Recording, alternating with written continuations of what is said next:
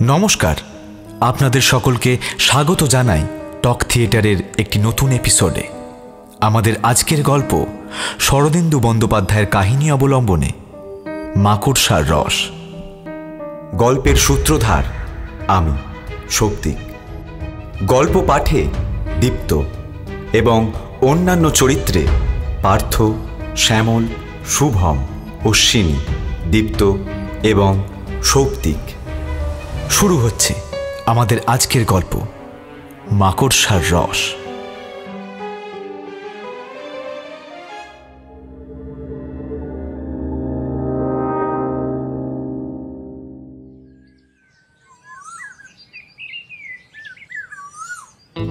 ব্যোমকেশকে একরকম জোর করেই বাড়ি থেকে বার করেছিলাম। গত 1 মাস ধরে সে একটা জটিল জালিয়াতির তদন্তে মনোনিবেশ করেছিল। এক গাদা দলিলপত্র নিয়ে রাত দিন তার ভিতর থেকে অপরাধীর বিষয় ব্যাপৃত ছিল এবং রহস্য যতই ঘনীভূত হচ্ছিল ততই তার কথাবার্তা কমে আসছিল। লাইব্রেরির ঘরে বসে নিরন্তর এই শুষ্ক কাগজপত্রগুলো ঘেঁটে ঘেঁটে তার শরীরও খারাপ হয়ে পড়েছে বুঝেছিলাম, কিন্তু সে কথার উল্লেখ করলে সে বলতো, না, বেশ তো আছি। সেদিন বিকেলে বললাম, আর তোমার কথা শোনা হবে না, চলো একটু বেরিয়ে আসা যাক। দিনের মধ্যে অন্তত 2 ঘন্টাও তো বিশ্রাম দরকার। কিন্তু নয়, চলো লেকের দিকে। 2 ঘন্টায় তোমার জালিয়াত পালিয়ে যাবে না। আচ্ছা বেশ, চলো। কাগজপত্র সরিয়ে রেখে সে বাইরে আসলো বটে, কিন্তু তার মনটা সেই অজ্ঞাত জালিয়াতের পিছু ছাড়েনি বুঝতে কষ্ট হলো না। লেকের ধারে বেড়াতে বেড়াতে হঠাৎ একজন বহু পুরনো কলেজের বন্ধুর সঙ্গে দেখা হয়ে গেল। অনেকদিন তাকে দেখিনি। আইএ ক্লাসে দুজন একসঙ্গে পড়েছিলাম। তারপর সে মেডিকেল কলেজে প্রবেশ করে। সেই অবধি ছাড়াছাড়ি। আমি তাকে দেখে বললাম, আরে মোহন যে, তুমি কোত্থেকে? অজিত, তাই তো হে, কতদিন পর দেখা। তারপর খবর কি? কিছুক্ষণ পরস্পরের পিঠ চাপড়াচাপড়ির পর ব্যোমকেশের সঙ্গে পরিচয় করিয়ে দিলাম। আপনি? বড় খুশি হলাম। মাঝে মাঝে সন্দেহ হতো বটে, আপনার কীর্তি প্রচারক অজিত বন্দ্যোপাধ্যায় হয়তো আমাদের বাল্যবন্ধু অজিত, কিন্তু বিশ্বাস হতো না। তা তুমি আজকাল কি করছো? কলকাতাতেই প্র্যাকটিস করছি। তারপর বেড়াতে বেড়াতে নানা কথায় ঘণ্টা খানেক কেটে গেল। লক্ষ্য করলাম সাধারণ কথাবার্তার মধ্যে মোহন 2-1 কি একটা বলবার জন্য মুখ খুলে আবার থেমে গেল। ব্যোমকেশ তা লক্ষ্য করেছিল। কি বলবেন বলুন না। একটা কথা বলি বলি করে সংকোচ হচ্ছে। ব্যাপারটা এত তুচ্ছ যে সে আপনাকে বিব্রত করা অন্যায়, অথচ তা হোক, বলো। আর কিছু না হোক, ব্যোমকেশকে কিছুক্ষণের জন্য জালিয়াতের হাত থেকে নিষ্কৃতি দেওয়া হবে। জালিয়াত? আমি বুঝিয়ে দিলাম মোহনকে। ও, কিন্তু আমার কথা শুনে হয়তো ব্যোমকেশবাবু হাসবেন। হাসির কথা হলে নিশ্চয়ই হাসব, কিন্তু আপনার ভাব দেখে তা মনে হচ্ছে না। বরঞ্চ মনে হচ্ছে একটা কোনো সমস্যা কিছুদিন থেকে আপনাকে ভাবনায় রেখেছে। আপনি তারই উত্তর খুঁজছেন। আপনি ঠিক ধরেছেন। জিনিসটা হয়তো খুবই সহজ, কিন্তু আমার পক্ষে এটা একটা দুর্বেদ্য প্রহলিকা হয়ে দাঁড়িয়েছে। আমি নেহাত বোকা নই, সাধারণ সহজ বুদ্ধি আছে বলেই মনে করি। অথচ একজন রোগে পঙ্গু চলশক্তিরহিত লোক আমাকে প্রতিনিয়ত এমনভাবে ঠকাচ্ছে যে শুনলে আশ্চর্য হয়ে যাবেন। শুধু আমাকে নয়, তার সমস্ত পরিবারের তীক্ষ্ণ সতর্কতা সে প্রতি মুহূর্তে ব্যর্থ করে দিচ্ছে। কথা বলতে বলতে আমরা একটা বেঞ্চিতে এসে বসেছিলাম। যতদূর সম্ভব সংক্ষেপে ব্যাপারটা বলছি। কোনো এক বড় মানুষের বাড়িতে আমি গৃহ চিকিৎসক। তাঁরা বনেরই বড় মানুষ, কলকাতায় বন কেটে বাস। অন্যান্য বিষয় সম্পত্তি ছাড়াও কলকাতায় একটা বাজার আছে, তা থেকে মাসিক 15 টাকা আয়। সুতরাং আর্থিক অবস্থা কীরকম বুঝতেই পারছেন। এই বাড়ির যিনি কর্তা তার নাম নন্দদুলাল বাবু। ইনি বলতে গেলে ও বাড়িতে আমার একমাত্র রোগী। বয়সকালে ইনি এত বেশি বদখেয়ালি করছিলেন যে 50 বছর বয়স হতে না হতেই শরীর একেবারে ভেঙে পড়েছে। বাতে পঙ্গু, আরও কত রকমের রোগ যে তার শরীরকে আশ্রয় করে আছে তা গুণে শেষ করা যায় না। তাছাড়া পক্ষাঘাতের লক্ষণও ক্রমে দেখা দিচ্ছে। আমাদের ডাক্তারি শাস্ত্রে একটা কথা আছে, মানুষের মৃত্যুতে বিস্মিত হওয়ার কিচ্ছু নেই, মানুষ যে বেঁচে আছে এটাই সবচেয়ে আশ্চর্যের বিষয়। আমার এই রুগীটিকে দেখলে সেই কথাই সর্বাগ্রে মনে পড়ে। এই নন্দদুলার বাবুর চরিত্র আপনাকে কি করে বোঝাবো ভেবে পাচ্ছে না। কটুভাষী, সন্দিগ্ধ, কুটিল, হিংসাপরায়ণ, এক কথা এমন ইতর নীচ স্বভাবের আর কখনো কাউকে দেখিনি। বাড়িতে স্ত্রী, পুত্র, পরিবার সব আছে, কিন্তু কারুর সদ্ভাব নেই। তার ইচ্ছে যৌবনে যে উচ্ছৃঙ্খলতা করে বেরিয়েছিলেন এখনও তাই করে বেড়ান, কিন্তু প্রকৃতি বাদ সেধেছে, শরীরে সে সামর্থ্য নেই। এই জন্য পৃথিবী শুদ্ধ লোকের ওপর দারুণ রাগ আর ঈর্ষা, যেন তার এই অবস্থার জন্য তারাই দায়ী। সর্বদা ছল খুঁজে বেড়াচ্ছেন কি করে কাকে জব্দ করবেন। শরীরে শক্তি নেই, বুকের গোলমালও আছে, তাই ঘর ছেড়ে বেরোতে পারেন না। নিজের ঘরে বসে বসে কেবল বিশ্বব্রহ্মাণ্ডের উপর কদর্য গালাগাল বর্ষণ করছেন, আর দিস্তা দিস্তা কাগজে অনবরত লিখে চলেছেন। তার এক খেয়াল যে তিনি একজন অদ্বিতীয় সাহিত্যিক, তাই কখনো লাল কালিতে কখনো কালো কালিতে এন্তার লিখে যাচ্ছেন। সম্পাদকের উপর ভয়ঙ্কর রাগ, তার বিশ্বাস সম্পাদকেরা কেবল শত্রুতা করেই তার লেখা ছাপে না। কি লেখেন? গল্প কিংবা আত্মচরিত হতে পারে। একবার মাত্র সে লেখার উপর আমি চোখ বুলিয়েছিলাম, তারপর আর সেদিকে তাকাতে পারিনি। সে লেখা পড়বার পর গঙ্গা স্নান করলেও মনে হয় মন পবিত্র হয় না। আজকালকার যারা তরুণ লেখক সে গল্প পড়লে তাদেরও বোধ করি দাঁত কপাটি লেগে যাবে। চরিত্রটি যেন চোখের সামনে দেখতে পাচ্ছি, কিন্তু সমস্যাটা কি? মোহন আমাদের দুজনকে দুটো সিগারেট দিয়ে নিজে একটা ধরালো।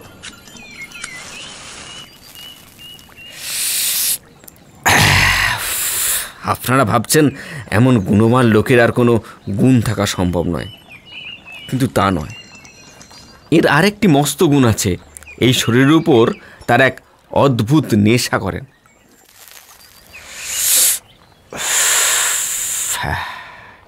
ব্যোমকেশবাবু, আপনি তো এই কাজের কাজই। সমাজের নিকৃষ্ট লোক নিয়েই আপনাকে কারবার করতে হয়। মদ, গাঁজা, চণ্ডু, কোকেন ইত্যাদি অনেক রকম নেশাই মানুষকে করতে দেখতে পারেন, কিন্তু মাকড়সার রস খেয়ে কাউকে নেশা করতে দেখেছেন কি? মাকড়সা রস? সে আবার কি? এক জাতীয় মাকড়সা আছে যার শরীর থেকে এই বিভৎস বিষাক্ত রস পাওয়া যায়, যা পিষে বের করে নেওয়া হয়। ট্যারান্টুলা ডান্স স্পেনে আগে ছিল। এই মাকড়সার কামড় খেয়ে লোকে হরদম নাচত। দারুণ বিষ। বইয়ে পড়েছি বটে, কিন্তু এদেশে কাউকে ব্যবহার করতে দেখিনি। ঠিক বলেছেন, ট্যারান্টুলা। সাউথ আমেরিকার স্প্যানিশ সংকর জাতির সঙ্গে এর নেশার খুব একটা চলন আছে। এই ট্যারান্টুলার রস একটা তীব্র বিষ, কিন্তু খুব কম মাত্রায় ব্যবহার করলে শরীরের স্নায়ুমণ্ডল একটা প্রবল উত্তেজনা সৃষ্টি করে। বুঝতেই পারছেন, স্বভাবের দোষে স্নায়বিক উত্তেজনা না হলে যারা থাকতে পারে না তাদের পক্ষেই মাকড়সার রস কীরকম লোভনীয় বস্তু, কিন্তু নিয়মিত ব্যবহার করলে এর ফল সাংঘাতিক হয়ে দাঁড়ায়। অস্বাভাবিক পক্ষাঘাতে মৃত্যু অনিবার্য। আমাদের নন্দদুলালবাবু বোধহয় যৌবনকালে এই চমৎকার নেশাটি ধরেছিলেন। তারপর শরীর যখন অকর্মণ্য হয়ে পড়ল তখনও নেশা ছাড়তে পারলেন না। আমি যখন গৃহ চিকিৎসক হয়ে ওদের বাড়িতে ঢুকলাম তখন উনি প্রকাশ্যে এই নেশা চালাচ্ছেন। সে আজ বছর খানেকের কথা। আমি প্রথমেই ওটা বন্ধ করে দিলাম, বললাম যদি বাঁচতে চান তাহলে ওটা ছাড়তে হবে। এই নিয়ে খুব খানিকটা ধস্তাধস্তি হলো। তিনিও খাবেনি, আমিও খেতে দেব না। শেষে আমি বললাম আপনার বাড়িতে ও জিনিস ঢুকতে দেব না, দেখি আপনি কি করে খান। তিনিও কুটিল হেসে বললেন, তাই নাকি? আচ্ছা, আমিও খাবো, দেখি তুমি কি করে আটকাও। যুদ্ধ ঘোষণা হয়ে গেল। পরিবারের আর সকলে আমার পক্ষে ছিলেন, সুতরাং সহজেই বাড়ির চারিদিকে কড়া পাহারা বসিয়ে দেওয়া গেল। তার স্ত্রী ছেলেরা পালা করে তাকে পাহারা দিতে লাগলেন, যাতে কোনোভাবে সে বিষ তার কাছে পৌঁছতে না পারে। তিনি নিজে একরকম চলশক্তিহীন। বাড়ি থেকে বেরিয়ে যে সে জিনিস সংগ্রহ করবেন সে ক্ষমতা নেই। আমি এইভাবে তাকে আগ লাগবার ব্যবস্থা করে দিয়ে বেশ একটু আত্মপ্রসাদ অনুভব করতে লাগলাম। কিন্তু কিছুতেই কিছু হলো না। এত কড়াকড়ি সত্ত্বেও বাড়িশুদ্ধ লোকের নজর এড়িয়ে তিনি নেশা করতে লাগলেন। কোথা থেকে সে জিনিস আমদানি করছে কেউ ধরতে পারলাম না। প্রথমটা আমার সন্দেহ হলো হয়তো বাড়ির কেউ লুকিয়ে তাকে সাহায্য করছে। তাই একদিন আমি নিজে সমস্ত দিন পাহারায় থাকলাম। কিন্তু আশ্চর্য মশাই, আমার চোখের সামনে তিনি 3 বার সেই বিষ খেলেন। তার নাড়ি থেকে বুঝলাম, অথচ কখন খেলেন ধরতে পারলাম না। তারপর তার ঘর হাতিপাতি করেছি, তার সঙ্গে বাইরের লোকের দেখা করবা একবারে বন্ধ করে দিয়েছি, কিন্তু তবু তার মৌতাত বন্ধ করতে পারিনি। এখনো সমভাবে সেই ব্যাপার চলছে। এখন আমার সমস্যা হয়ে দাঁড়িয়েছে এই যে লোকটা ওই মাকড়সার রস পায় কোথা থেকে, এবং পেলেও সকলের চোখে ধুলো দিয়ে খায় কি করে। ব্যোমকেশ শুনতে শুনতে অন্য মনস্ক হয়ে পড়েছিল কিনা বলতে পারবো না। মোহন শেষ করতেই সে উঠে দাঁড়িয়ে বলল, অজিত, বাড়ি চলো। একটা কথা হঠাৎ মাথায় এসেছে, যদি তা ঠিক হয় তাহলে।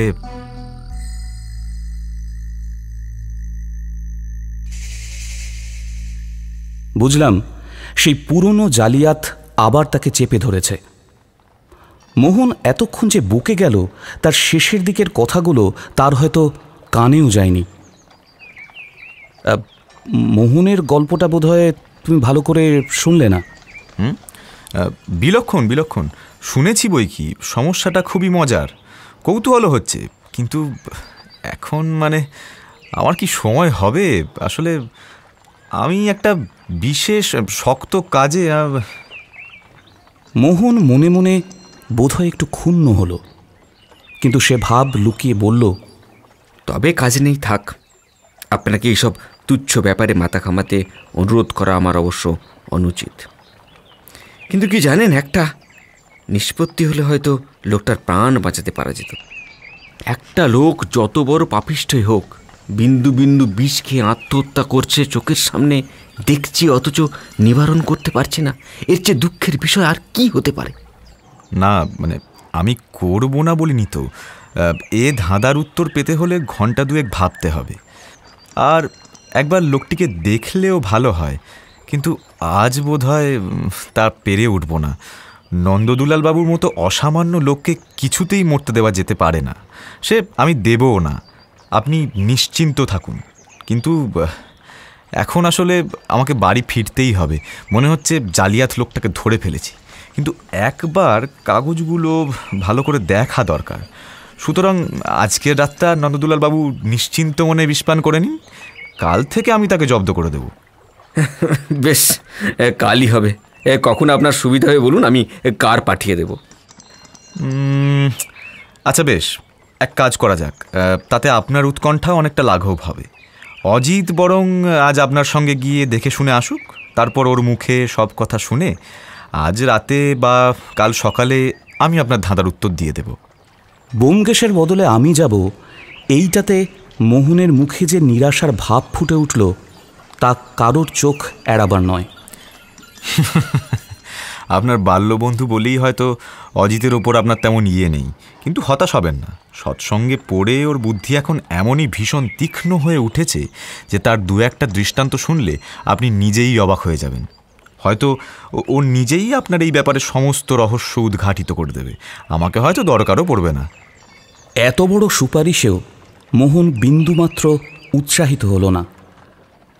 রুই কাতলা ধরবার আশায় ছিপ ফেলে যারা সন্ধেবেলা পুঁটি মাছ ধরে বাড়ি ফেরে তাদের মতো মুখভাব করল। হ্যাঁ, অজিতই চলুক, কিন্তু ও যদি না পারে? হ্যাঁ হ্যাঁ, সে আর বলতে, তখন তো আমি আছি। ব্যোমকেশ আমাকে আড়ালে ডেকে বলল, শোনো অজিত, সব জিনিস ভালো করে লক্ষ্য করো, আর চিঠিপত্র কি আসে একটু খোঁজ নিও তো। ব্যোমকেশকে অনেক জটিল রহস্যের মর্মোদ্ঘাটন করতে দেখেছি ও তাতে সাহায্য করেছি। তার অনুসন্ধান পদ্ধতিও এতদিন একসঙ্গে থেকে অনেকটা আয়ত্ত করেছি। তাই মনে মনে ভাবলাম, এই সামান্য ব্যাপারের কিনারা করতে পারবো না। বিশেষত আমার প্রতি মোহনের বিশ্বাসের অভাব দেখে ভিতরে ভিতরে একটা জেদও চেপেছিল। যেমন করে পারি এ ব্যাপারের নিষ্পত্তি আমি করবই।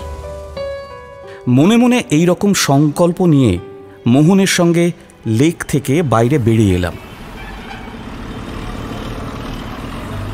বাসে উঠে যখন নির্দিষ্ট স্থানে পৌঁছলাম তখন সন্ধে পেরিয়ে গেছে। রাস্তার আলো জ্বলে উঠেছে। মোহন পথ দেখিয়ে নিয়ে গেল। সার্কুলার রোড থেকে একটা গলি ধরে কিছু দূর যাওয়ার পর সামনে একটা লোহার রেলিংযুক্ত বড় বাড়ি দেখিয়ে মোহন বলল, এই বাড়ি। দেখলাম সেকেলে ধরনের পুরনো বাড়ি। সামনে লোহার ফটকে টুল পেতে দারোয়ান বসে আছে। মোহনকে দেখে সেলাম করে পথ ছেড়ে দিল, কিন্তু আমার প্রতি সন্দিগ্ধ দৃষ্টিপাত করে বলল, बाबूजी, आपको भीतर जाने के लिए। ভয় নেই দারোয়ান, উনি আমার বন্ধু।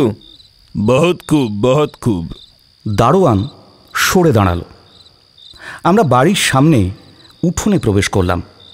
উঠোন পার হয়ে বারান্দায় উঠতেই ভিতর থেকে একটি 20-22 বছরের যুবক বাইরে এলো। কে ডাক্তারবাবু? আমার দিকে সপ্রসন্ন চোখে তাকিয়ে জিজ্ঞাসা করল। এনাকে তো ঠিক। মোহন তাকে একটু দূরে নিয়ে গিয়ে নিচু কণ্ঠে কি যেন বলল। বেশ তো উনি আসুন না। এই যে ইনি গৃহস্বামীর জ্যেষ্ঠ পুত্র, নাম অরুণ। তাকে অনুসরণ করে আমরা বাড়ির ভিতরে প্রবেশ করলাম। দুটো ঘর পার করে তৃতীয় ঘরে বন্ধ দরজায় কড়া নাড়তেই ভিতর থেকে একটা কলহ তীক্ষ্ণ ভাঙা কণ্ঠস্বর শোনা গেল। কে তুমি? এখন আমাকে বিরক্ত করো না, আমি লিখছি। বাবা ডাক্তারবাবু এসেছেন। অভয়, দরজা খোল। একটি 18-19 বছর বয়সের যুবক, বোধহয় নন্দদুলাল বাবুর দ্বিতীয় ছেলে, দরজা খুলে দিল। আমরা সকলে ঘরে ঢুকলাম। খেয়েছেন? অভয় আস্তে করে ঘাড় নাড়লেন। ঘরে ঢুকে প্রথমে চোখে পড়ল ঘরের মধ্যিখানে খাটের উপর বিছানা পাতা আছে এবং সেই বিছানায় ঠেস দিয়ে বসে ডান হাতে কলম ধরে অতি শীর্ণকায় নন্দদুলাল বাবু রাগী চোখে আমাদের দিকে চেয়ে রয়েছেন। মাথার উপর উজ্জ্বল বৈদ্যুতিক আলো জ্বলছিল আর একটা টেবিল ল্যাম্প খাটের ধারে উঁচু টেবিলের ওপর রাখা ছিল। তাই লোকটির শরীরটিকে ভালো করে দেখতে পেলাম। তার বয়স 50-এর নিচেই, কিন্তু মাথার চুল সমস্ত পেকে একটা শ্রীহীন পাংশুটে বর্ণ ধারণ করেছে। হাড় চওড়া, ধারালো মুখে মাংসের লেশ মাত্র নেই। হনুর হাড় দুটো যেন চামড়া ভেদ করে বাইরে বের হবার উপক্রম করছে। পাতলা দ্বিধাভঙ্গ নাকটা মুখের উপর শকুনের মতো ঝুলে পড়েছে। চোখ দুটো কোনো অস্বাভাবিক উত্তেজনার ফলে অত্যন্ত উজ্জ্বল হয়ে উঠেছে, কিন্তু উত্তেজনার অবসানে আবার যে তার মাছের চোখের মতো ভাবলেশহীন হয়ে পড়বে তার আভাসও সেই চোখে লুকিয়ে রয়েছে। নিচের ঠোঁট শিথিল হয়ে ঝুলে পড়েছে। সব মিলে মুখের ওপর একটা কুৎসিত অসন্তোষ যেন রেখায় রেখায় ফুটে উঠছে। কিছুক্ষণ এই প্রেতাকৃতি লোকটির দিকে বিস্মিতভাবে তাকিয়ে থাকলাম। দেখলাম তার বাঁ হাতটা থেকে থেকে অকারণে নিচে উঠছে, যেন সেটা স্বাধীনভাবে দেহ থেকে সম্পূর্ণ বিযুক্ত হয়ে নাচ শুরু করে দিয়েছে। মৃত ব্যাঙের দেহ তড়িৎ সংস্পর্শে চমকে উঠতে যাঁরা দেখেছেন তারা এই স্নায়ু নৃত্য কিছুটা আন্দাজ করতে পারবেন। নন্দদুলাল বাবুও বিষ দৃষ্টিতে আমার দিকে তাকিয়েছিলেন। ডাক্তার, এ আবার কাকে নিয়ে এসেছ? কি চাই লোকটা? যেতে বলো, যেতে বলো, যেতে বলো, বেরো, বেরো। মোহন চোখের একটা ইশারায় আমাকে জানালো যে আমি নন্দদুলাল বাবুর এরকম ব্যবহারে কিছু যেন মনে না করি। তারপর বিছানার উপর থেকে ছড়ানো ছিটানো কাগজগুলো সরিয়ে বিছানার পাশে রেখে রোগীর নাড়ি হাতে নিয়ে স্থির হয়ে দেখতে লাগল। নন্দদুলাল বাবু মুখে একটা বিকৃত হাসি নিয়ে একবার আমার দিকে একবার ডাক্তারের দিকে তাকাতে লাগলেন। বাঁ হাতটা তেমন করেই নাচ করছে। আবার খেয়েছেন? বেশ করেছি, বেশ করেছি। কার বাবার কি? এতে নিজেরই ক্ষতি করছেন, আর কারো নয়। ওই বিষ খেয়ে খেয়ে মস্তিষ্কে দফা রফা করে ফেলেছেন। তাই নাকি? আর মস্তিষ্কের দফা রফা করে ফেলেছি, কিন্তু তোমারও ঘটে অনেক বুদ্ধি আছে। তো ধরতে পারছো না কেন? বলি, চারিদিকে তো সেপাই বসিয়ে দিয়েছ, কই কই ধরতে পারলে না?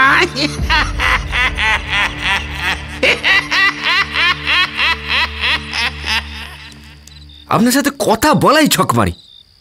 যা করছিলেন করুন।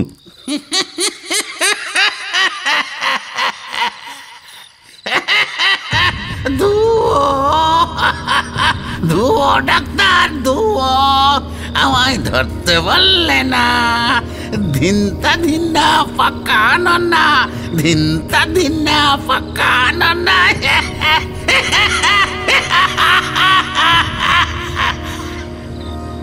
সঙ্গে সঙ্গে হাতের বুড়ো আঙুল তুলে নাড়াতে লাগলেন। নিজের ছেলেদের সামনে এই নোংরা অসভ্যতা আমার অসহ্য লাগল। মোহনেরও মনে হয় ধৈর্যের বাঁধ ছেড়বার উপক্রম হয়েছিল। নাও অজিত, কি দেখবে দেখে শুনে নাও, আর পারা যায় না। হঠাৎ বুড়ো আঙুল নাড়ানো থামিয়ে দুই সাপের মতো চোখ নিয়ে নন্দদুলালবাবু আমার দিকে তাকালেন। কে হে তুমি? আমার বাড়িতে কোন মতলবে ঢুকেছ? ওসব ফন্দি ফিকির এখানে চলবে না চাঁদু, বুঝেছ? এই বেলা ঝটপট সরে পড়ো, নইলে পুলিশ ডাকবো। যত সব নচ্ছার ছিচকে চোরের দল, বেরো বেরো বাড়ি থেকে। বলে মোহনকে নিজের দৃষ্টির মধ্যে সাপটে নিলেন। সে আমাকে কি উদ্দেশ্যে এনেছে ঠিক না বুঝলেও আমার উপর তার ঘোর সন্দেহ জন্মেছিল। অরুণ লজ্জিতভাবে আমার কানে কানে বললেন, ওর কথায় কান দেবেন না, ওটা খেলে ওর আর জ্ঞান বুদ্ধি থাকে না। মনে মনে ভাবলাম, কি ভয়ঙ্কর এই বিষ, যা মানুষের সমস্ত খারাপ চিন্তাভাবনাকে এমন উগ্রভাবে প্রকাশ করে। যে ব্যক্তি জেনে শুনে এটা খায়, তার অবনতির মাত্রাই বা কে নিরূপণ করবে? ব্যোমকেশ বলেছিল সব দিক ভালো করে লক্ষ্য করতে। তাই যতদূর সম্ভব তাড়াতাড়ি ঘরের চারদিকে ঘুরে দেখে নিলাম। ঘরটা বেশ বড়, আসবাবপত্র বেশি নেই। একটা খাট, গোটা 2-3 চেয়ার, একটা আলমারি এবং একটা পায়া টেবিল। এই টেবিলের উপর ল্যাম্পটা রাখা আছে এবং তার পাশে কয়েক দিস্তা অলিখিত কাগজ ও অন্যান্য লেখার সরঞ্জাম রয়েছে। লিখিত কাগজপত্রগুলো অগোছালোভাবে চারিদিকে ছড়ানো। আমি একটা কাগজ তুলে নিয়ে কয়েকটা লাইন পড়েই শিউরে উঠে রেখে দিলাম। মোহন যা বলেছিল তা সত্য। এ লেখা পড়লে ফরাসি বস্তুতান্ত্রিক এমিল জোলারও মনে হয় গা ঘিন ঘিন করত। শুধু তাই নয়, লেখার বিশেষ রসালো জায়গাগুলোতে লাল কালির দাগ দিয়ে লেখক মহাশয় সেই দিকেই দৃষ্টি আকর্ষণ করার ব্যবস্থা করে দিয়েছেন। কার্যত এতখানি নোংরা জঘন্য মনের পরিচয় আর কোথাও পেয়েছে কিনা আমার মনে পড়ল না। নন্দদুলালবাবুর দিকে একটা ঘৃণাপূর্ণ দৃষ্টি নিক্ষেপ করে দেখলাম তিনি আবার লেখায় মন দিয়েছেন। পার্কারের কলম দ্রুত বেগে কাগজের উপর সঞ্চরণ করে চলেছে। পাশের টেবিলে দোয়াতদানিতে আর একটা মিটে লাল রঙের পার্কারের ফাউন্টেন পেন রাখা রয়েছে। লেখা শেষ হলেই মনে হয় দাগ দেওয়া আরম্ভ হবে। হলো তাই। পাতাটা শেষ হতেই নন্দদুলালবাবু কালো কলম রেখে লাল কলমটা তুলে নিলেন। আঁচড় কেটে দেখলেন কালি ফুরিয়ে গেছে। তখন টেবিলের উপর থেকে লাল কালির চ্যাপ্টা শিশি নিয়ে তাতে কালি ভরলেন। তারপর গম্ভীরভাবে নিজের লেখা মণিমুক্তগুলো দাগ দিতে লাগলেন। আমি মুখ ফিরিয়ে নিয়ে ঘরের অন্যান্য জিনিস দেখতে লাগলাম। আলমারিটাতে কিছু ছিল না, শুধু কতগুলো অর্ধেক ঔষধের শিশি পড়েছিল। এগুলো আমারই দেওয়া ওষুধ।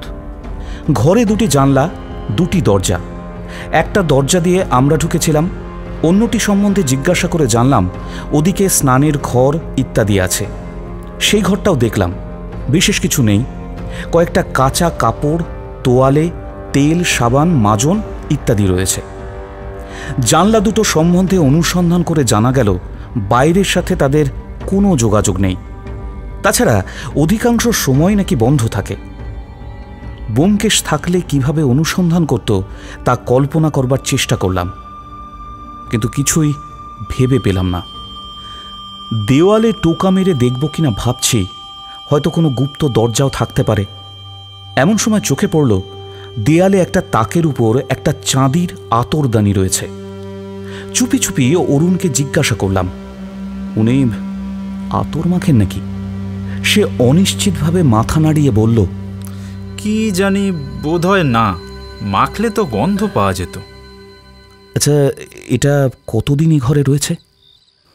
তা বরাবরই আছে, বাবা ওটা এনে ঘরে রেখেছিলেন।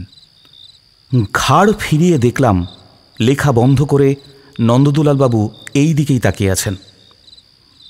মন উত্তেজিত হয়ে উঠল। খানিকটা তুলো আতরে ভিজিয়ে পকেটে পুরে নিলাম। তারপর ঘরের চারদিকে একবার দেখে বাইরে আসলাম। নন্দদুলালবাবুর দৃষ্টি আমাকে অনুসরণ করল। দেখলাম তার মুখে সেই বিকৃতমূলক খারাপ হাসিটা লেগে আছে। বাইরে এসে আমরা বারান্দায় বসলাম। আমি বললাম, এখন আপনাদের কয়েকটা প্রশ্ন করতে চাই, কোনো কথা গোপন না করে উত্তর দেবেন। বেশ তো জিজ্ঞাসা করুন না। আপনারা ওকে সর্বদা নজরবন্দি করে রেখেছেন? কে কে পাহারা দেয়? আমি, অভয় আর মা পালা করে ওর কাছে থাকি। চাকর বাকর বা অন্য কাউকে কাছে যেতে দিই না। আচ্ছা, ওকে কখনো ওই জিনিস খেতে দেখেছেন? না, মুখে দিতে দেখিনি, তবে খেয়েছেন তা জানতে পেরেছি। জিনিসটার চেহারা কীরকম কেউ বলতে পারবেন? যখন প্রকাশ্যে খেতেন তখন দেখেছিলাম। জলের মতো জিনিস, হোমিওপ্যাথিক শিশিতে থাকতো, তাই কয়েক ফোঁটা শরবত বা অন্য কিছুর সঙ্গে মিশিয়ে খেতেন। সেরকম শিশি যে ঘরে কোথাও নেই ঠিক জানেন? ঠিক জানি, আমরা তন্ন তন্ন করে খুঁজেছি। তাহলে নিশ্চয়ই বাইরে থেকে আসে। কে আনে? জানি না। আপনারা তিনজন ছাড়া আর কেউই ঘরে ঢোকে না? ভালো করে ভেবে দেখুন তো। না, কেউ না, একমাত্র এক ডাক্তারবাবু ছাড়া। আমার জেরা শেষ হয়ে গেল। আর কি জিজ্ঞেস করব?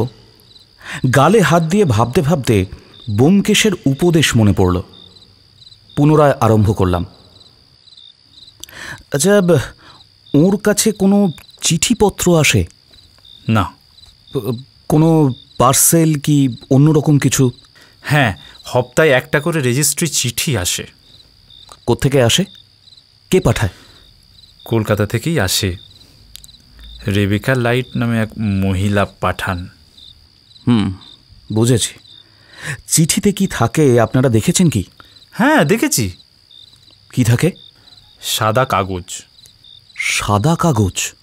হ্যাঁ, খালি কতগুলি সাদা কাগজ খামের মধ্যে পোড়া থাকে, আর কিছুই থাকে না। আর কিছু না?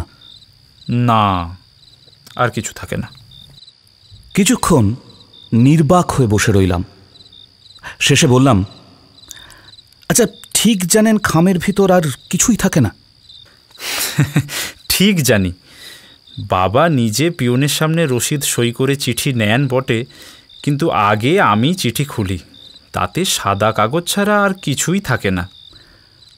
প্রত্যেকবার আপনি চিঠি খোলেন? কোথায় খোলেন? বাবার ঘরে, সেখানেই পিয়ন চিঠি নিয়ে যায় কি না। কিন্তু এ তো ভারী আশ্চর্য ব্যাপার। সাদা কাগজ রেজিস্ট্রি করে পাঠাবার মানে কি? জানি না। আরও কিছুক্ষণ বোকার মতো বসে থেকে শেষে একটা নিঃশ্বাস ফেলে উঠে পড়লাম। রেজিস্ট্রি চিঠির কথা শুনে মনে আশা জেগেছিল যে ফন্দিটা বুঝি ধরে ফেলেছি, কিন্তু না, ওদিকের দরজায় একেবারে তালা লাগানো। বুঝলাম আপাত দৃষ্টিতে ব্যাপারটা সামান্য ঠেকলেও আমার বুদ্ধিতে কুলোবে না। তুলা শুনিতে নরম, কিন্তু ধুনিতে লবে যান। ওই বিষ জর্জরিত দেহ অকালপক্ষ বুড়ো লম্পটটাকে এঁটে ওঠা আমার কর্ম নয়। এখানে ব্যোমকেশের সেই শানিত ঝকঝকে মস্তিষ্ক দরকার। মলিন মুখে ব্যোমকেশকে সব কথা জানাবো বলে বের হচ্ছি। একটা কথা মনে পড়ল। জিজ্ঞাসা করলাম, নন্দদুলালবাবু কাউকে চিঠিপত্র লেখেন? না, তবে মাসে মাসে মানি অর্ডার করে টাকা পাঠান। কাকে পাঠান? ওই মহিলাকে। ওই মহিলাটি নন্দদুলাল বাবুর। বুঝেছি। কত টাকা পাঠান? 100 টাকা, কিন্তু কেন পাঠান তা বলতে পারবো না। পেনশন? কিন্তু মুখে সে কথা না বলে একা বেরিয়ে পড়লাম। মোহন থেকে গেল। বাড়ি পৌঁছতে রাত 8টা বাজল। ব্যোমকেশ লাইব্রেরির ঘরে ছিল। দরজা ধাক্কা দিতেই, কি খবর? সমস্যার সমাধান হলো? না। আমি ঘরে ঢুকে চেয়ারে বসে পড়লাম। তার মধ্যেই ব্যোমকেশ একটা মোটা লেন্স নিয়ে একখণ্ড কাগজ পরীক্ষা করছিল। এখন আবার যন্ত্রটা তুলে নিল। তারপর আমার দিকে একটা তীক্ষ্ণ দৃষ্টিতে তাকিয়ে বলল, ব্যাপারটা কি? এত শৌখিন হয়ে উঠলে কবে থেকে? আতর মেখেছ যে? মাখিনি, নিয়ে এসেছি। তাকে সমস্ত ঘটনা বর্ণনা করে শোনালাম। সেও মনে হলো মন দিয়ে শুনল। উপসংহারে আমি বললাম, আমার দ্বারা তো হলো না ভাই, এখন দেখো তুমি যদি কিছু করতে পারো। তবে আমার মনে হয় এই আতরটা অ্যানালাইজ করলে কিছু পাওয়া যেতে পারে। কি পাওয়া যাবে? মাকড়সার রস? ব্যোমকেশ আমার হাত থেকে তুলোটা নিয়ে তার ঘ্রাণ নিয়ে বলল, আহ, চমৎকার গন্ধ, খাঁটি অম্বুরি আতর। হ্যাঁ, কি বলছিলে? কি পাওয়া যেতে পারে? হয়তো নন্দদুলালবাবু আতর মাখবার ছল করে 1 মাইল দূর থেকে যার গন্ধ পাওয়া যায় সে জিনিস কেউ লুকিয়ে ব্যবহার করতে পারে? নন্দদুলালবাবু যে আতর মাখেন তার কোনো প্রমাণ পেয়েছো? তা পাইনি বটে, কিন্তু না হে না, ওদিকে নয়, অন্যদিকে সন্ধান করো। কি করে জিনিসটা ঘরের মধ্যে আসে? কি করে নন্দদুলালবাবু সকলের চোখের সামনে সেটা মুখে দেন? এইসব কথা ভেবে দেখো। রেজিস্ট্রি করে সাদা কাগজ কেন আসে? ওই মহিলাটিকে টাকা পাঠানো হয় কেন? ভেবে দেখেছ? অনেক ভেবেছি, কিন্তু আমার দ্বারা আর হলো না। ভাবো ভাবো, আরও ভাবো। কষ্ট না করলে কেষ্ট পাওয়া যায়? গভীরভাবে ভাবো, এক মনে ভাবো, নাছোড়বান্দা হয়ে ভাবো। বলে সে লেন্সটা তুলে নিল। আমি জিজ্ঞেস করলাম, তুমি? আমিও ভাবছি, কিন্তু এক মনে ভাবা বোধহয় হয়ে উঠবে না। আমার জালিয়াত। আমি ঘর থেকে উঠে এসে আমাদের বসবার ঘরে আরাম কেদারাটায় লম্বা হয়ে শুয়ে আবার ভাবতে আরম্ভ করলাম। সত্যি তো, কি এমন কঠিন কাজ যে আমি পারবো না? নিশ্চয়ই পারব। প্রথমত, রেজিস্ট্রি করা সাদা কাগজ আসবার কারণ কি? অদৃশ্য কালি দিয়ে তাতে কিছু লেখা থাকে কি? যদি তাই থাকে, তাতে নন্দদুলালবাবুর কি সুবিধে হয়? জিনিসটা তো তাঁর কাছে পৌঁছতেই পারে না। আচ্ছা, ধরে নেওয়া যাক জিনিসটা কোনো মতে বাইরে থেকে ঘরের ভিতরে এসে পৌঁছল, কিন্তু সেটা নন্দদুলালবাবু রাখেন কোথায়? হোমিওপ্যাথিক ওষুধের শিশিও তো লুকিয়ে রাখা সহজ কথা নয়। অষ্টপ্রহর তাকে পাহারা দেওয়া আছে, তার উপরে সব সময় খানা তল্লাশি চলছে। তবে ভাবতে ভাবতে মাথা গরম হয়ে গেল।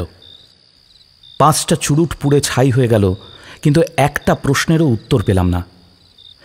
নিরাশ হয়ে প্রায় হাল ছেড়ে দিয়েছি, এমন সময় একটা অপূর্ব আইডিয়া মাথায় এলো। ধড়মড় করে আরাম কেদারায় উঠে বসলাম। ইউ কি সম্ভব?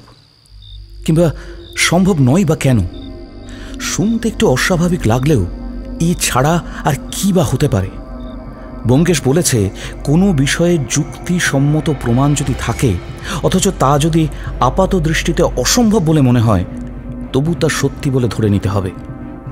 এক্ষেত্রে এটাও তো এই সমস্যার একমাত্র সমাধান। ব্যোমকেশকে বলবো মনে করে উঠে যাচ্ছিলাম, ব্যোমকেশ নিজেই এলো, আমার মুখের দিকে চেয়ে বলল, কি হে, ভেবে বার করলে নাকি? বোধহয় করেছি। বেশ বেশ, তা কি বার করলে শুনি? বলতে গিয়ে বাধো বাধো ঠেকতে লাগলো, তবে জোর করে সংকোচ সরিয়ে বললাম, দেখো, নন্দদুলালবাবুর ঘরের দেওয়ালে কতগুলো মাকড়সা দেখেছি, এখন মনে পড়ল। আমার বিশ্বাস তিনি সেগুলোকেই ধরে ধরে খান। অজিত, তুমি একেবারে একটা জিনিয়াস, তোমার জোড়া নেই। মানে দেওয়ালের মাকড়সা ধরে ধরে খেলে নেশা হবে না ভাই, গা ময় গরলের ঘা ফুটে বেরোবে, বুঝলে? বেশ, তবে তুমিই বলো। ব্যোমকেশ চেয়ারে বসে টেবিলের উপর পা তুলে দিল, অলসভাবে একটা চুরুট ধরিয়ে বলল,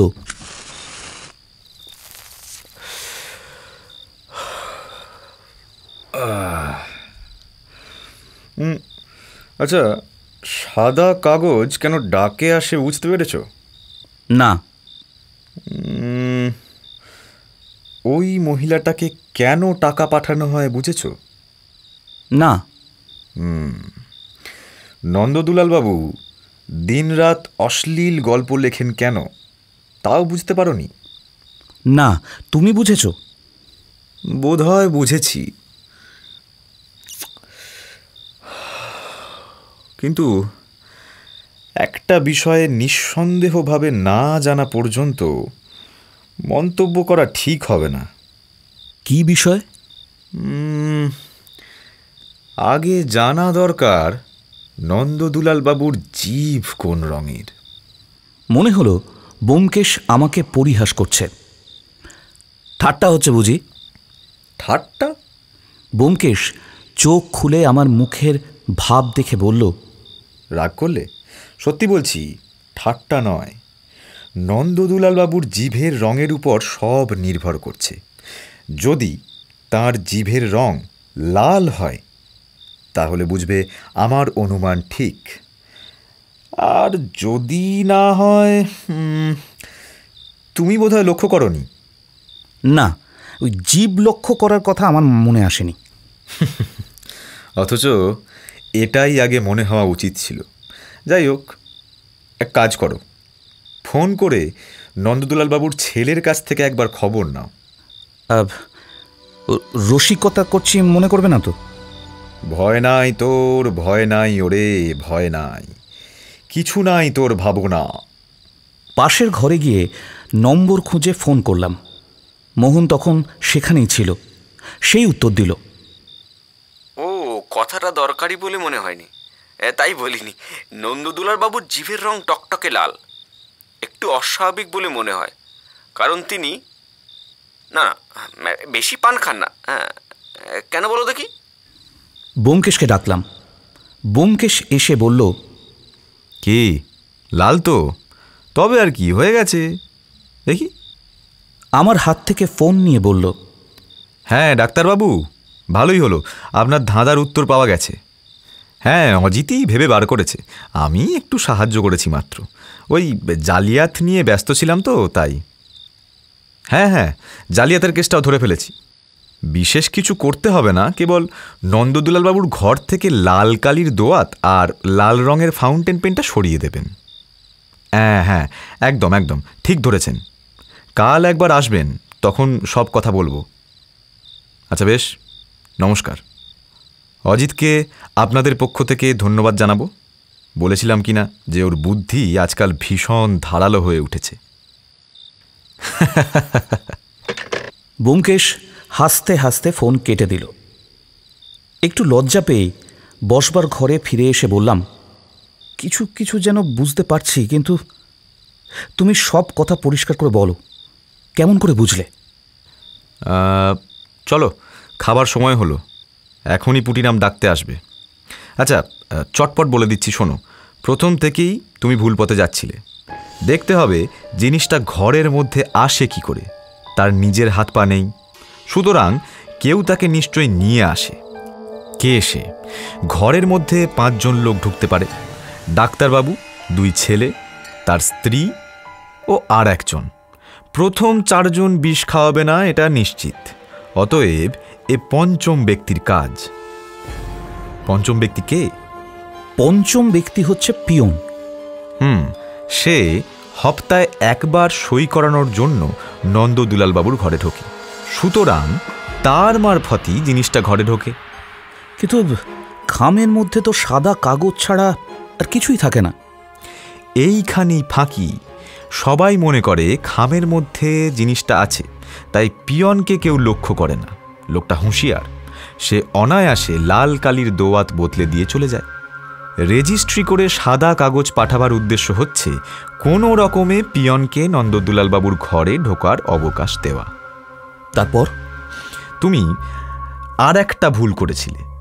ওই মহিলাকে টাকা পাঠানো হয় পেনশন হিসেবে না, ও প্রথা কোথাও প্রচলিত নেই। টাকা পাঠাতো ওষুধের দাম হিসেবে, আর ওই মেয়েটি পিয়নের হাত দিয়ে ওষুধ পাঠাতো।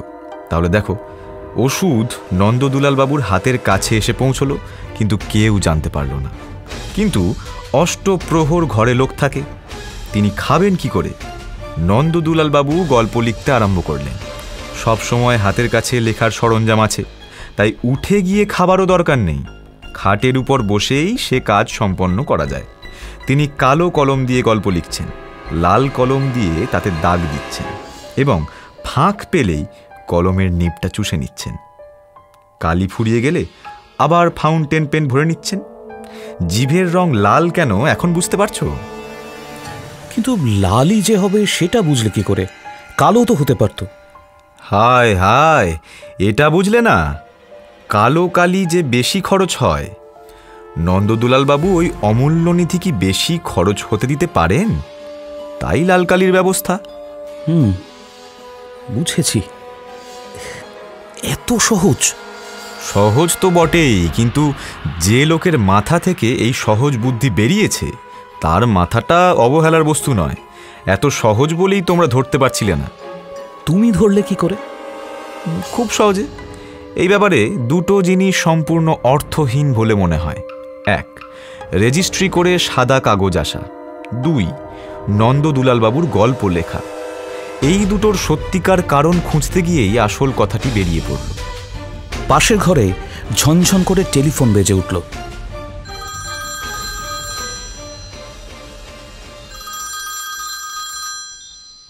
আমরা দুজনেই তাড়াতাড়ি উঠে গেলাম। কে আপনি? ও ডাক্তারবাবু, কি খবর? হ্যাঁ, নন্দদুলালবাবু চেঁচামেচি করছেন, এই হাত পা ছুঁড়ছেন। তা হোক তা হোক, তাতে ক্ষতি হবে না। হ্যাঁ, কি বললেন? অজিতকে গালাগালি, সকার বকার তুলছেন? ভারী অন্যায়, ভারী অন্যায়। কিন্তু যখন তার মুখ বন্ধ করা যাচ্ছে না, তখন আর উপায় কি? অজিত অবশ্য ওসব পরোয়া করে না। অবিমিশ্র প্রশংসা যে পৃথিবীতে পাওয়া যায় না তা সে জানে। মধু, হুল, কমলে কণ্টক, এই জগতের নিয়ম। আচ্ছা, নমস্কার।